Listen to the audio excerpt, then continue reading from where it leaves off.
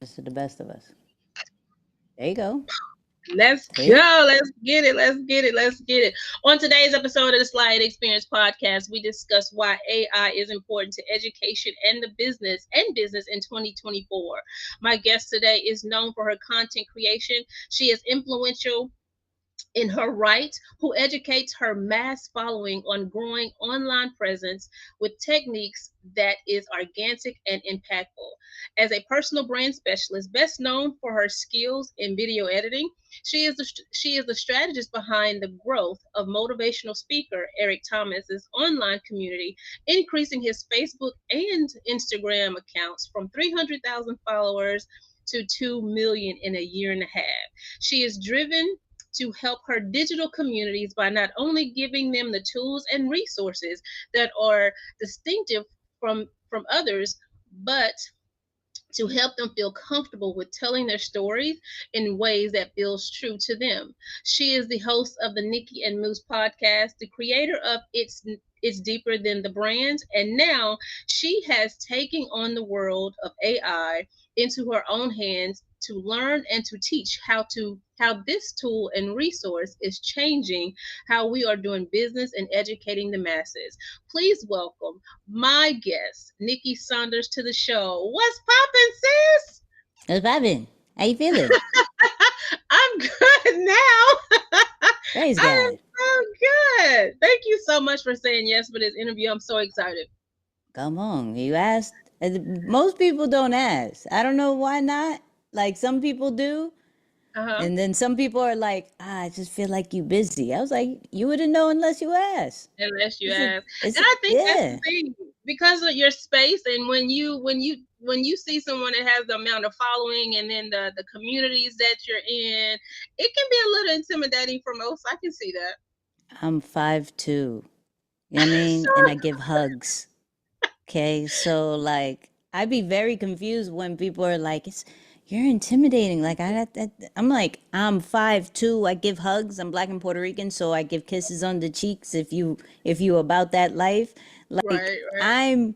I'm not intimidating. Like I don't know why people think this, but I get it. I mean, perception's everything online, so I understand. But once you like have a conversation, you're like, hey, I could text you right now. I'm like, yes, I told you. Like I do audio notes. I'm like this person. Yeah. Yeah, so you in the short girl club. I'm a short girl too, so I totally get it. So, and it's Stretch funny tool. because when I see you, and this is totally off topic, but I'll ask the first question. You actually remind me of my college roommate, and when I tell you, you two look exactly alike. You two look exactly alike, and I was just like, "Oh my god, I just have to have this conversation with her because when I see you, you look just like her." And I'm like, "Okay, she's cool. She's good." See, and you asked me like, yo, would you? I was like, sure, why not? Yeah. It's like So I wasn't. Let me put you to my assistant. Just email me and like I'm not that. Like I've I'm a had that. whole human. I'm a whole I've had human. that. You know what I mean? So tell me more. I really want to know who Nikki Saunders is before the social media, before Mm. ET. Like, who are you as a person? Because clearly you say, hey, I'm just like you. However, before all of the social media and the thousands and millions of followers, like, tell me who you are, and then tell me your why. Like, how did you find yourself in this space? That's a loaded question. So I know. we gonna say some. We're gonna say whatever pops in my head. That's a loaded question. So I'm a kid from Queens, New York, right? Only child. Shout out to my mom. She's so dope. Um, Black and Puerto Rican, clearly. Introvert. And I ended up in the Navy for 9 years, right? So after getting out, I was kind of like, I don't know what to do. Oh my God, I'm not sure. Right? I was an IT in the Navy, and so I of course got an IT job afterwards, gonna guarantee money, cool. So, but I was unhappy, and I started going online and just on YouTube, like most of us when we're kind of lost and we're like, let's look at stuff and see if it inspires me. And then I had this a guy yelling at me every single Monday, who happens to be Dr. Eric Thomas, the motivational speaker. And I got hit with the Black Friday sale. Shout out to Black Friday, because you're going to see a whole bunch of sales and you don't even know if you need it and you buy Mhm. it anyways. So I got hit with he had an online community, Black Friday sale. Let's do it. I already watched 100 of your videos. Cool. I'm here. I'm committed, right? Um, so got into the community, ended up volunteering at all of his events. It didn't matter if it was in Miami, Chicago, Cali. I was there, all in my 9 to 5, just volunteering, just trying to figure out. I felt like, okay, cool. I needed to be a part of this, but I didn't really know. So for over 2 years, I was volunteering, um, trying to figure things out. And then they were like, and I was like, I would do content stuff. Like, I didn't, I wasn't like the person that I am now. I was trying to figure it out. Like, I like putting his words to like athlete stuff and things that could be relatable. And so when they were like, yo, you want to take over the social media? I said, okay. I mean, I'm addicted to, so I like most of us, I'm addicted to social media. Let's try it, right? So that's when I grabbed his account. It was at 300K at the time. And then I just started growing it uh, through content, not necessarily just like all these tips and tricks, like typical social media people will say. Like, I just gave what the people wanted, and it grew. And then people were like, yo, who's Nikki? Like, yo, how did you do this? How did you do that? And during the pandemic, that's when my brand started to really blow up, because they're like, that chick that was talking about creating content every day, being consistent on social media, we kind of need that right now. Like, we need to grow a brand during this whole weird season. So that's kind of how that happened. But in all actuality, I'm just an introvert that geeks out about random stuff, and I watch a bunch of interviews, and I geek out about content and social media updates. I would have never guessed that. I mean, but it's you said something that sticks to me because it was like, hey, coming from a Navy background and you wanted to pivot a little bit, and you say something that I tell people all the time. Sometimes you have to be in the right place for the right opportunity to present itself, and Mm-hmm. that's what happened for you. And people don't realize and understand that sometimes in the world of content creation and proximity, it's a real thing, especially in podcasting and all those type of things. So it just shows that it was meant for you to actually be in that room. Plus, you took the extra step. You're like, I'm Yeah, going to go and I'm gonna do this because I wanted you're ready for that change. yeah, So yeah. so how has I mean, because I do know that you had Beast Mode Digital, because I Mm-hmm. know you said, hey, back in 2018, right? Mm-hmm. So going from that brand to now what is known as, it's deeper than the brand. How did you come up with all that, and why are you pivoting that? So at first, like any person trying to figure out entrepreneurship, you're like, okay, I'm doing this. Let me make that into a service, right? Let me give that to other people. So we created Beast Mode Digital, but there was a trademark issue, so I had to change the name, right? So, real quick tip, trademark, like, before you get real serious, because we were like 2, 3 years into it, and everybody's like, yeah, Beast Mode Digital. And then it was like, you can't trademark this, right?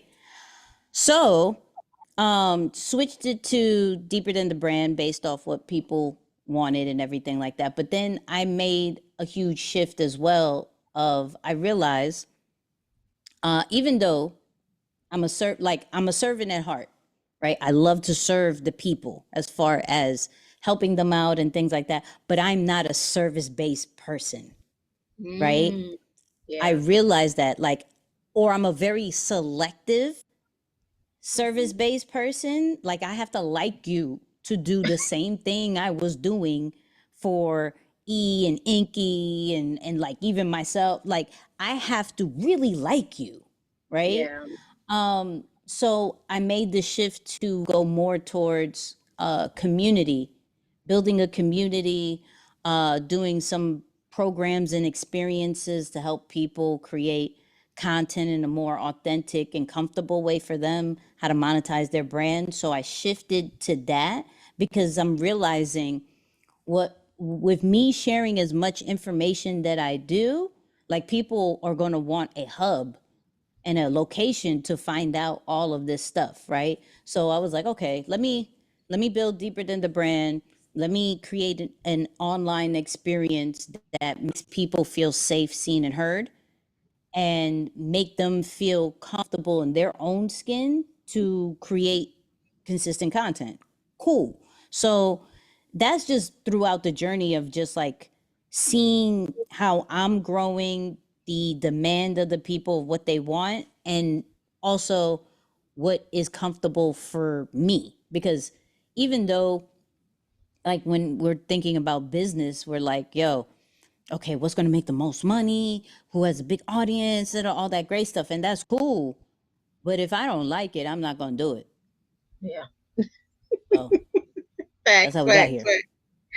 That's fact. And I'm glad you said about the trademark because I am that girl too. Because I'm like, well, I'm still trying to. I love my name, and it was like built from something else. I'm like, yeah, I'm just getting started. Even though I actually started this whole movement in 2020, right? Mhm. Pandemic hit, and I'm like, I really want to have conversations. I went to school for communications, right? Radio, television, but then I ended up Yeah. changing my major to business. So I really still wanted to, try something new. And then someone said, "Well, you want to do video?" And I'm like, I don't know if Uh, I just really want to be that person. That's just not my lane.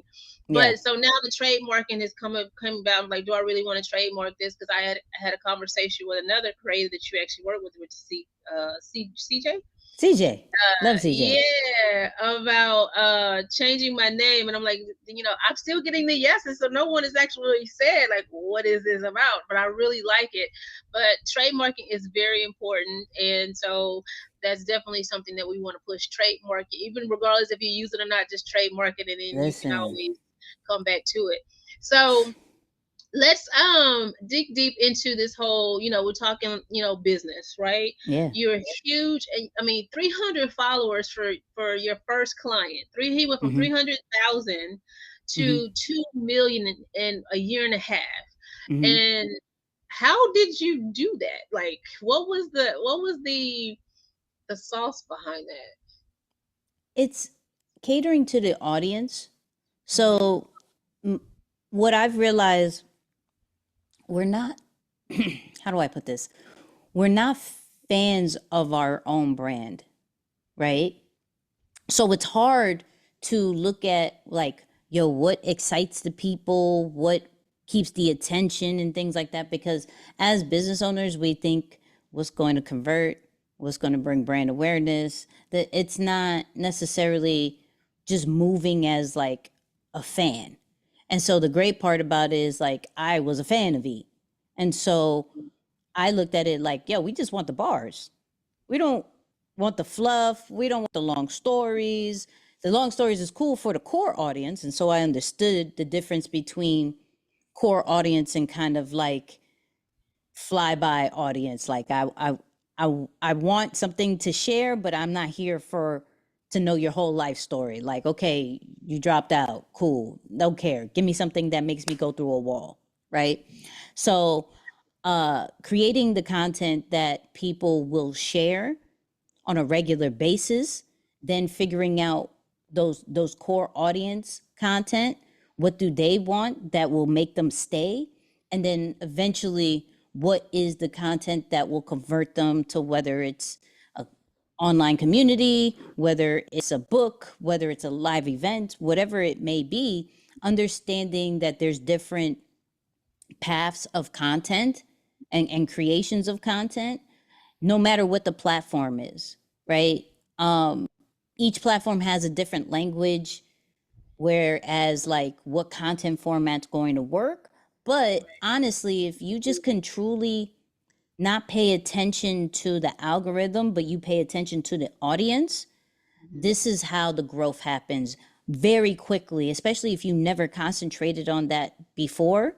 It's like, all right, and it's typical of like, okay, get feedback from your audience, of like, yo, what works? What do you want to hear from me? Do you want to hear quotes? Do you want to hear bars? Do you want to hear tutorials? What do you want, right? And so shout out to those people who can get that feedback and people will say something. But if you're in the beginning, you're going to be like, Nikki, no one comments. Like, I'm not, like, no one comments on me. I put a poll up, one person hits the thing, Right. like nothing really happens. And this is where, shout out to AI now, where ChatGPT can be my researcher.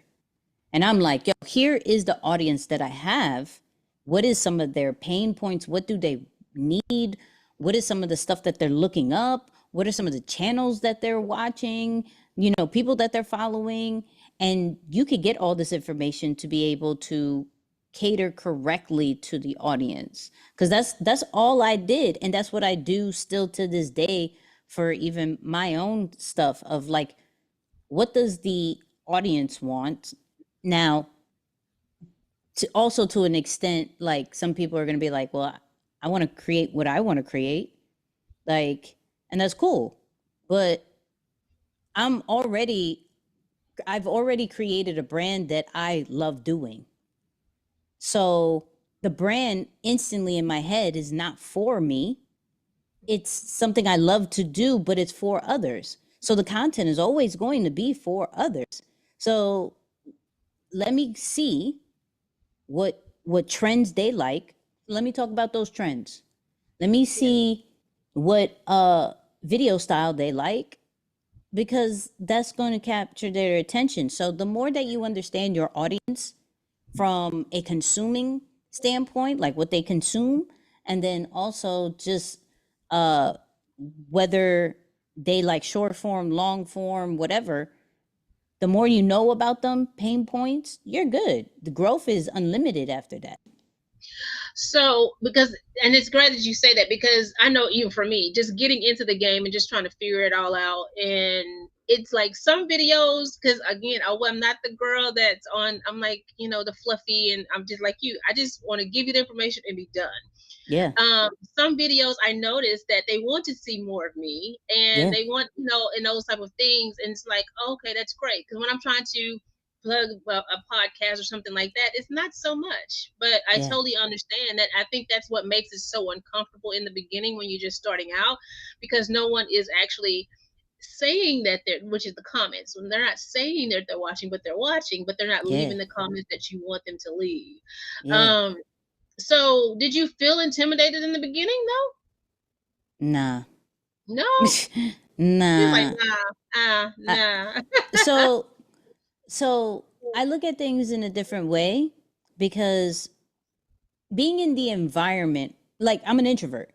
So being in an environment, period, is already uncomfortable, right? Like I'm outside talking. Like I'm love, if y'all ever, once you listen to this and you guys follow me and everything, you're gonna realize I don't really go outside.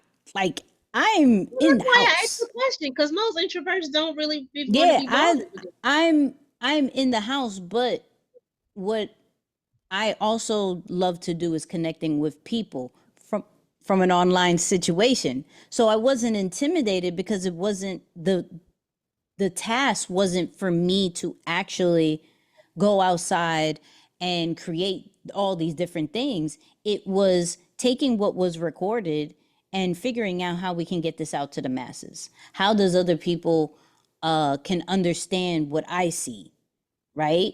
What I'm geeking out about. How can I get other people to care about that, right? So that wasn't necessarily intimidating, because it was more of a challenge for myself. Like, how do, if I see this vision, right? Because this is where I took on just the responsibility, right? Of, okay, you gave me this task, cool. This is mine. I'm not going to ask you for nothing. I'm not going to, I'm not even going to check if I'm doing good or anything like that. Like, you're cool. I'm going to see, like, how could I get other people to be excited about what I'm geeking out on, right? What my vision is on this whole situation. It gets kind of tricky when you put out something and you're not super like geeked out about it. You're like, I'm gonna just put this out. Like, and Right. pray to God that someone's gonna like it. You know what I mean? Like, and I'm like, nah, this is really dope. Boom. Every single time I post, I'm like, oh, this is really dope. Boom. Right. And I'm okay because this is the thing. I understand that not everybody's going to like, just like you said, not everybody's going to like, not everybody's going to comment, but they're watching. You know what I mean? And so somebody is getting impacted in some way, shape, or form. And I'm good with that. Yeah. Yeah. So I Yeah. am a woman of a particular age, and so some of us in the That in was a the great way of older, saying it. That is an but amazing way of saying that's that. like because I have conversations with business owners and educators that are I mean terrified regarding this AI thing, right? And you talk about it, and I've seen how you have gravitated to it, and you're amazing at even explaining this tool and these resources. Mhm. So why do you feel like right now is the perfect time as a business owner or startup, even in just in content creating, that we Mhm. have to learn and embrace AI? AI makes us resourceful, right? So my my thing is we're in this phase of AI that is not replacing anybody right now. It really isn't. It's replacing the small task, right? So one, this is why it's important to educate yourself because eventually as AI gets better, then we're getting to the point where whoever can push the button is going to replace us. It's not necessarily just AI. It's the same way as we look at factories, right? And everything before was super manual. You had mad people working the line and doing this, and then machines started to come in. And the person who knew how to press the button was the one who stayed. The one who understood the actual machine was the one that got super valuable, and the other ones is like, because the machine could do this. This is where we're at with AI. In one, it makes us way more productive. I can brainstorm. I just did a live yesterday as far as like just talking to ChatGPT. Just the very basic ChatGPT, not getting too crazy about all these other AI tools that are out there, but really just brainstorming with ChatGPT. Hey, I got this brand, I got this business, uh, this is the audience, this is what I want to do with it. What is your thoughts about an email sequence? What is your thoughts about a product launch? What is your thoughts on this? And having a full-blown conversation, something that would probably take me hours to look up, Mm-hmm. probably thousands of dollars to talk to a coach or programs and things like that. I'm having full blown dialogue, not, hey, create me this and it gives me something that's trash. I'm having full blown dialogue. And now I have something that I have to do within this week that is going to get me closer to having a successful brand, right? Where people who hate writing can now have full blown emails, full blown captions. For people who don't like editing, taking their long form videos, now cutting it up into shorter form instead of paying Fiverr and all these different things. It makes us, it saves us time. It Yeah. makes us more productive. And the more that we understand that, the more that we adapt to it, the easier our lives is. To be honest with you, as business owners, we have to have time to think. Like, we have to, it's not about staying busy. Yo, I got a whole to do list, and this is where I'm at with it. Like, I got boom, boom, boom, boom, boom, boom, boom, boom, boom, boom, boom. That's not a flex. That's you're doing this wrong. Yeah. Like, how are you supposed to grow your business if you're not thinking about your business? Yeah. And so AI allows us to take away some of the minimum tasks, allows us to have a brainstorming buddy, allows us to get the foundation of some of the things that we're doing, whether it's a whole marketing plan, whether it's some of the content, whether it is graphics, whether it is automations. It allows us to have the foundation for us to then put our own tweaks to it, or have a person in the team to do that. Like I was watching a podcast that was saying, yo, the the newest flex is going to be where there's businesses that have team of 40, right? Making millions of dollars, to where with AI, there's going to be a team of 4 that makes the same or more. And that's kind of how like I'm looking at it. I'm like, okay, how can I, though still like all for employing people and that whole nine, I'm not trying to make people lose their jobs, but what I am trying to do is be more efficient in my life and equip the people who do work with me to uh have the power of like 10 people, because they know what to do with AI.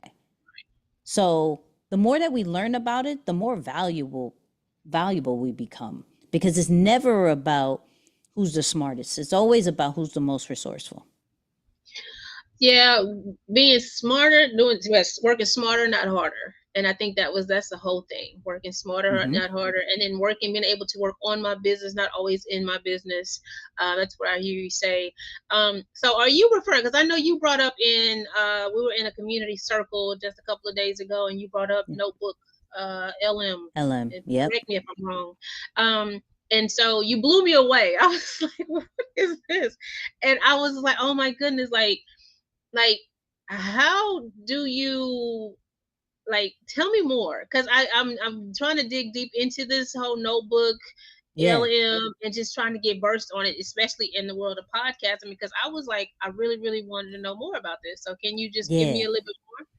So for people who don't know, Notebook LM, like Google's been coming out with really dope AI tools that just no one's really talking about.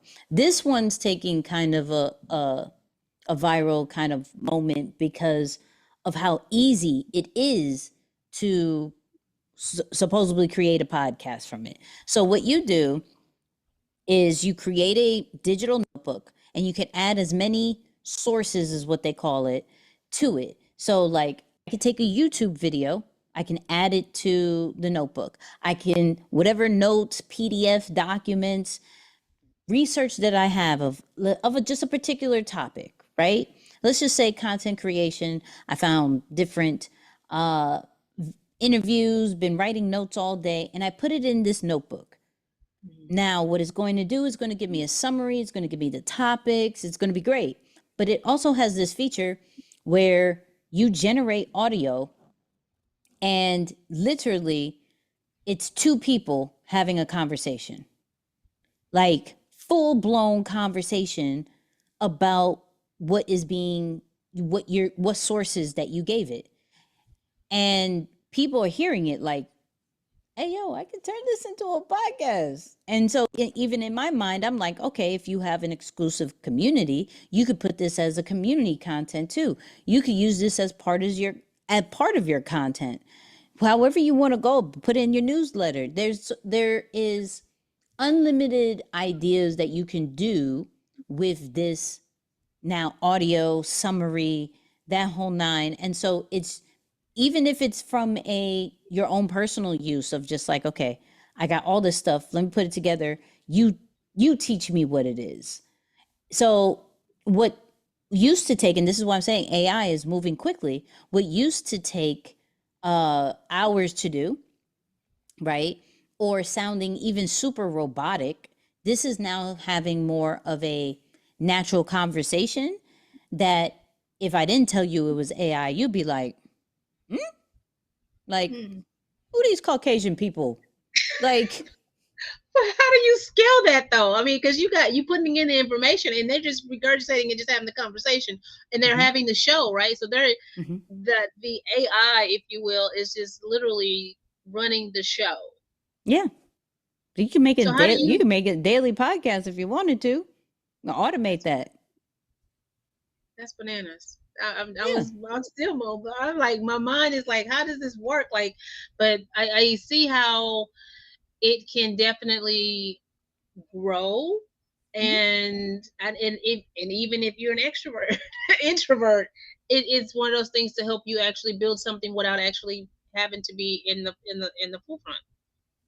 It faceless faceless content is is a thing.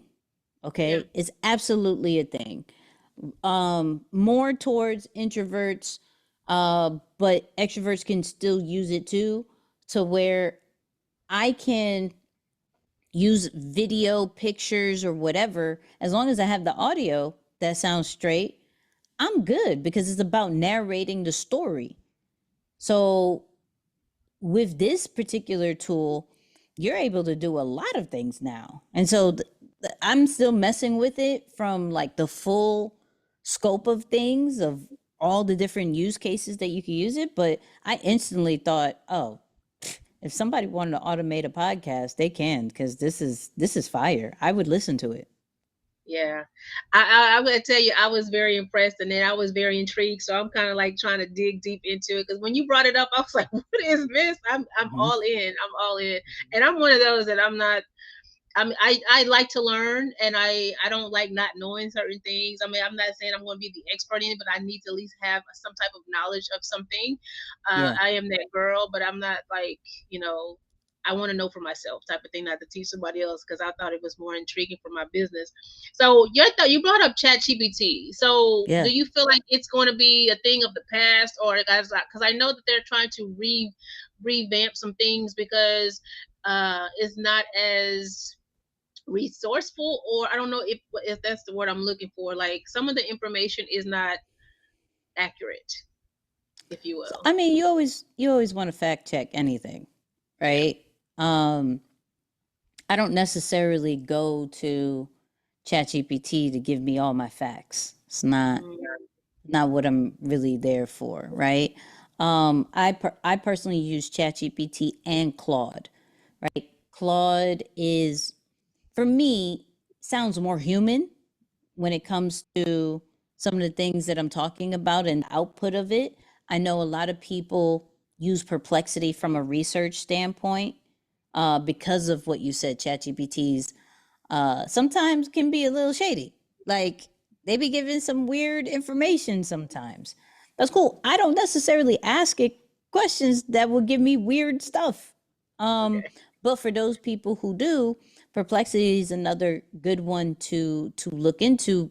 Between those those three, you're going to get a lot of information and dialogue that you probably haven't had even when you were in school. So Yeah. either or. So I know you do podcasting Yeah. and content. So give me the three, like the platforms that you use for your podcast, and then right now, like content creation, like some of the top platforms and AI resources that you use to be successful in your business.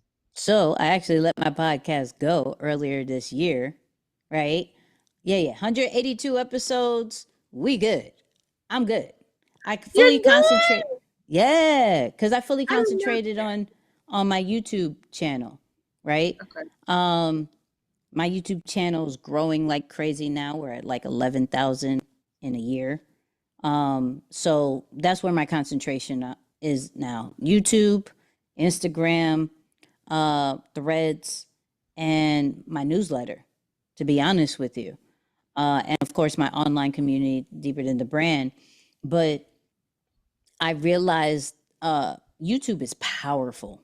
And so, thinking from a podcast standpoint, regardless, whether you're a content creator, podcaster, business owner, I believe everybody needs to be on YouTube at a certain point, right?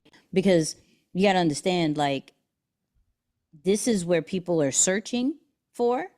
This is where people are discovering new people and new businesses and entities. This is where communities are being built. And then from a creator standpoint and a business owner, like YouTube has the best monetization model, period, right? Instagram just from a short form standpoint, because even though TikTok is still doing its thing, uh, that band just, I don't want to put all the work in and then you go away. That's me personally. Like, people are taking advantage of it at this moment because of that. Mm-hmm. Um, but I'm just like, I can't do it. I I'm can't do not a it. TikToker either. And I can't do it. It's harder to grow there now because now they're getting more into like you need to create natively inside of TikTok for TikTok. But there's still a lot of growth opportunities from that standpoint, right? Instagram, I feel for me has always been my number one at the time. Like I've grown that to about 187,000 followers over there. The community over there is strong. But I'm being honest with you, that algorithm is the most annoying algorithm, period. Just, I'm not a fan of it. Yeah. The Threads has been really catching my attention because one, it's new. The algorithm hasn't really done its algorithm things that it does. And the people over there are open for conversation, are open for looking and trying new connections and things like that, right? Yeah. But of course, then also, I think anybody who posts online needs to make sure they have an email list, right? So for me, my newsletter captures the email. I'm doing something every Friday, one, because you need to own your audience.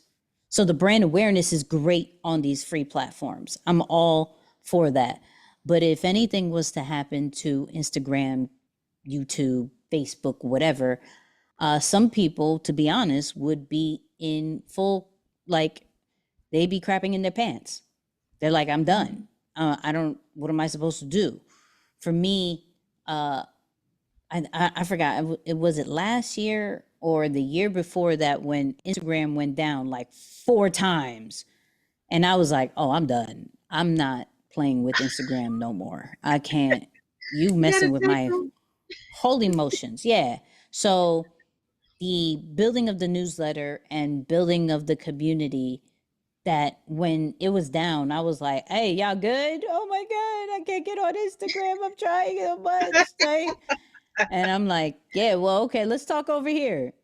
I didn't skip a beat with my audience because it's about, building in to build out, right? So taking advantage of free platforms, wherever your platform you desire to be on and feel the most natural in. Like, I started with Instagram because I'm comfortable with short form content.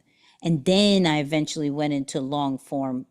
The podcast definitely prepped me for that because I mean, you have to have conversation for about like hour and a half. So after that, you're like, oh, a 10-minute video is nothing. What are we talking about? I could do that, right? Right. Um, but figuring out where you want to start and then expanding to other platforms, not going on all platforms first and then figuring it out. Like, figure out that one and then expand, because your audience is going to want to see the short form version of you, the written version of you, the audio side of you, because some people are going to be traveling, some people want to chill and disconnect from anything visual and want to read. Like, you have to be mindful of where your audience is at and how they consume, and then create that empire, that content empire, that now people know your name and all you do is stay home. I don't know if I want that world. I really don't. I've never Why? been one. I want to be famous. I want people to just know It's me. not I'm just about not. being famous. I'm not famous. No, but Well, people to want say that that to though. other That's the people. thing. They do. That's what they're doing it for. Some And so people, yeah, some people are. Absolutely. But there's others that are, um like, I love what Mr. Beast is doing. And though he's getting a lot of crap right now, I love what Mr. Beast is doing. He's the primary introvert, where he has a studio that's probably almost as big as Tyler Perry's studios or whatever, only for himself, No. only to create his content. Like he has a thumbnail room, he has jungles. It's the craziest thing, right? But also, he doesn't do it to be famous. He does it so I can make money, so I can help other people build homes, do wells, fix their vision. Like he has a full blown like giving side of him. But he doesn't necessarily he knows I have to build my platform in order to help others, right? Like so that's kind of also like how I'm figuring things out is like, yo, I don't want to fully be outside and be known and everything like that. But I do know I have to build my platform in order to help others.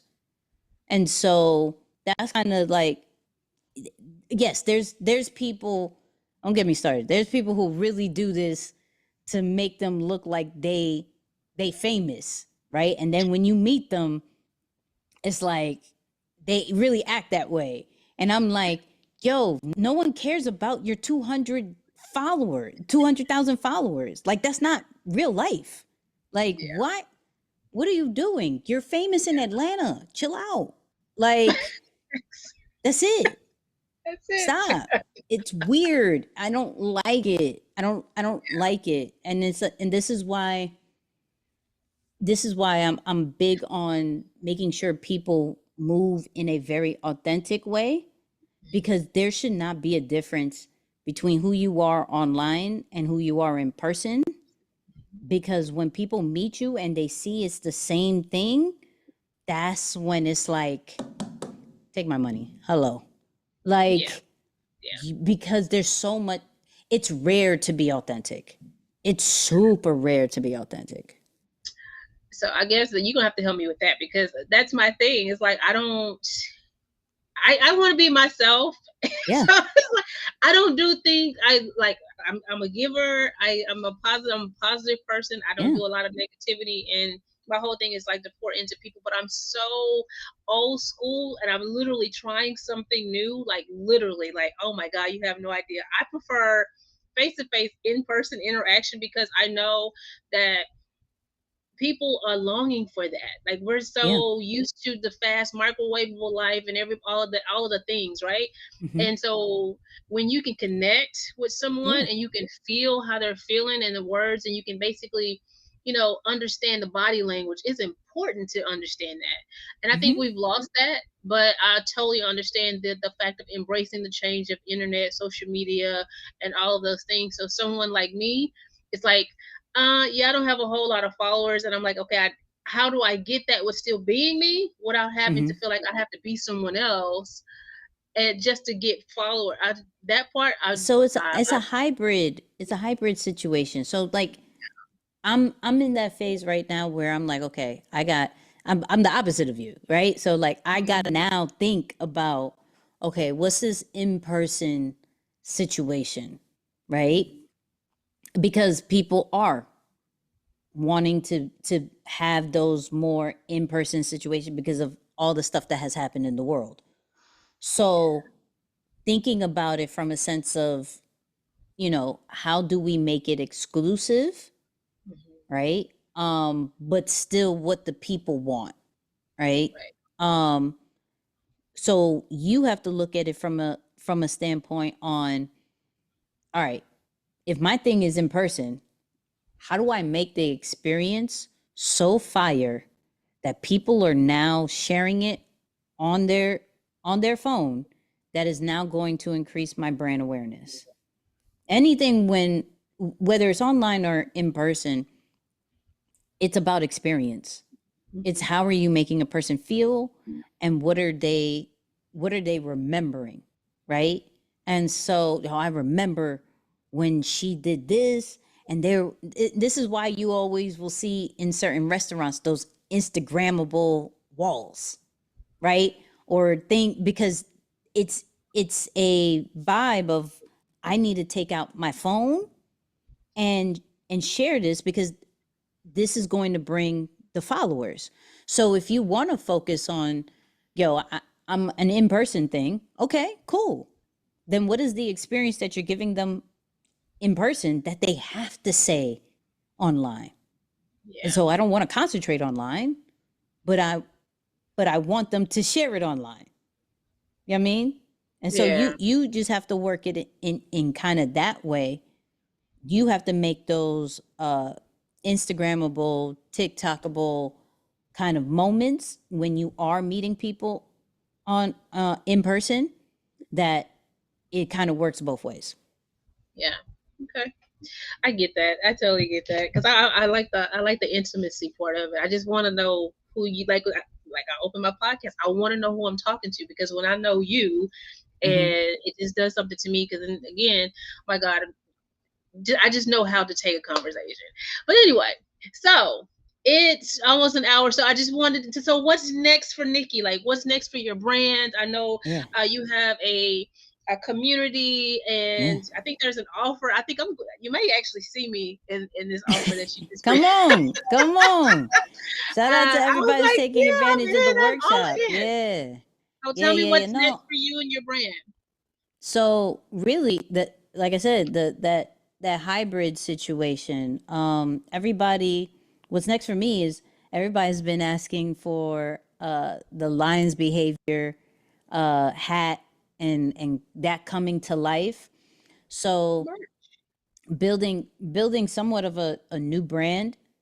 Not really, because everybody's kind of like who the core people understand it, but it's more of definitely being a more of a creator lifestyle kind of vibe, where you wear this and it gives you access to certain things, whether it's certain challenges, certain events, um, what what can definitely not just, okay, let's create content, let's do this, like let's make sure we're good, right? So Yeah. what is that? What are we doing to recharge our creativity so we don't have burnout? What are some things to do to exercise our creativity? But then what also, how are we creating an empire? So like Lions behavior is all about that. So more of that is coming probably in the new year. But deep into the brand is always going to be my main focus. That's the community educational side. You come through for the workshop, whether it's the 2-day workshop where you learn how to create content for 30 days in a row, plus how to dominate on Instagram, or you get the AI toolkit and get all the AI tools to be able to be consistent. Um, that's going to be the thing. But if I had to sum it up, my what's next is just creating the next brand, next influencer to move in their authentic self. It's never really about me. It's always about making sure I enable others to move the way they need to move. Uh, and me just staying a geek. You feel me? Me just staying a geek. Good, Nikki. Yeah, I mean, that's it. Me just staying a geek. I love it. I love it. I love it. Yeah. So where can the listeners and the followers, where can they find you? Oh, so that's easy. Uh, Nicky Saunders on YouTube first. This is Nikki's on all platforms, but like I said, I'm very active on Instagram and Threads. Uh, and then deeperthanthebrand.com. That's where the community is. That's where I'm live every Friday. That's where I'm active in. It's a vibe. So yeah. Okay, I feel it. I gotta give me one of those hats, so I guess I gotta get connected. Oh, Let's go. listen, it's coming because it's gonna be a vibe when, like I'm a right girl that now. like hats. Yeah, no, we doing it different too. We're allowing ChatGPT to build the brand. So we're documenting, talking to ChatGPT, seeing what direction it's going to go, and we're going to build in public when it comes to Lions behavior. So it's a vibe. I love it. I love it. Well, thank you again for saying yes. This has been another great episode of the S.E.E Experience, where successes lead you through education and determination. I am your girl, your host, Latasha. And until next time, you guys be safe.